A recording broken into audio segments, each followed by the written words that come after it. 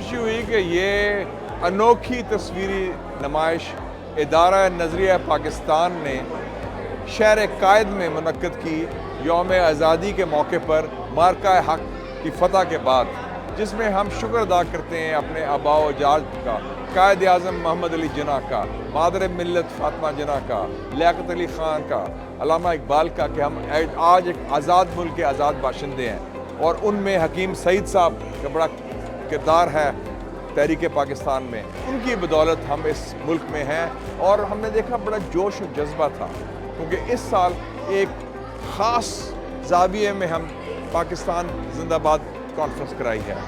एक नया उम्मीद, एक नया एतमाद, एक नया वलवला और एक नया जोश पाकिस्तानी कौम में ज़ाया होता है। तो मैं मीडिया का भी शुक्रगुज़ार हूँ और इससे अवेयरनेस भी पैदा हुई है कि पाकिस्तान के जद्दोजहद में हमारे अवाम ने, मुस्लिम लीग ने, मुसलमानों ने कितनी मेहनतें की हैं, ख़वातीन और मर्द।